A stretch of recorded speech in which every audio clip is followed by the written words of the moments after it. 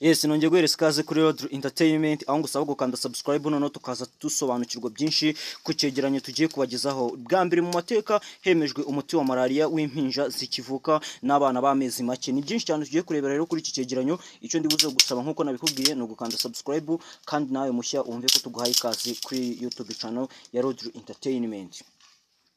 Nguhaye ikaze. Umuti wa mbere wa malaria wagenewe impinja zikivuka n'abana bakiri bato Quartem Baby wemejwe na Swissmedic, ikigo cy'ubugenzuzi bw'imiti cy'Ubusuwisi. Mbese nyine ni ikigo gishinzwe kugenzura ibijyanye n'ubuzima bwa muntu, cyane cyane noneho ku impinja zikivuka, ku impinja nyine zikiri nto. Kugeza ubu ababyeyi n'abaganga bakoreshaga mu buryo nyine butagenewe, mbese nyine mu buryo butemewe imiti y'abana bakuru hamwe n'abantu bakuru mu kuvura impinja, uburyo bushobora gutuma umwana ahabwa doze mbi ndetse buteje ibyago byo guhinduka uburozi. Mbese nyine mu bijyanye no gutanga iyo miti, mu bijyanye no kuba yahabwa iyo miti, baje gusanga nyine bishobora guteza uburozi ku mwana. Ibihugu 8 bya Afurika byitabiriye igerageza ry'uwo muti w'impinja byitezwe kuwemeza vuba mu gihe cy'amezi 3. Ibyo ni Burkina Faso, Cote d'Ivoire, Kenya, Malawi, Mozambique, Nigeria, Tanzania ndetse na Uganda. Ibyo bigo rero bikaba byaritabiriye nyine ibijyanye no gushyiraho ndetse no kumenyesha abaturage mu bijyanye no gutanga izi Quartem Baby, izwi kandi nka Riamet Baby, yakozwe n'uruganda rwa Novartis rufatanyije n'ikigo Medicine for Malaria Ventures kugira ngo ivure, mbese nyine kugira ngo nyine indwara zidakomeza kwiyongera, mbese zigakomeza nyine kuba nyinshi mu gihugu.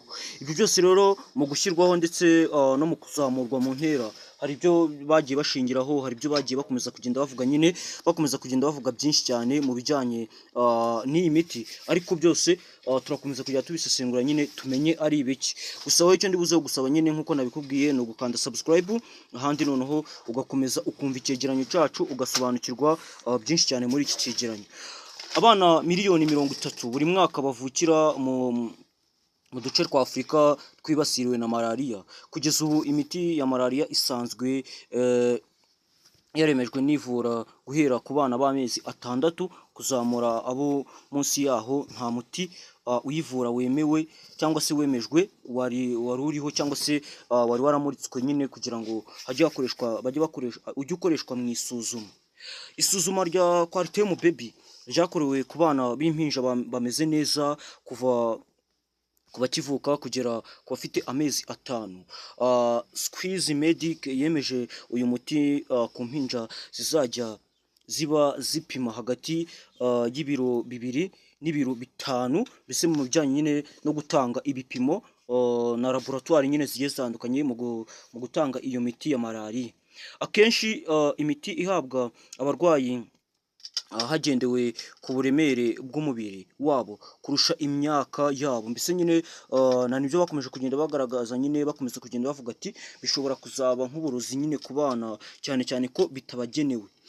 Malaria ni indwara iri mu zica abantu benshi. Ishami rya ONU ryita ku buzima ku isi rivuga ko mu mwaka w'ibihumbi 2023 habonetse abantu miliyoni 263 bayirwaye, mu gihe impfu ziyikomotseho muri uwo mwaka zageze ku bantu 597.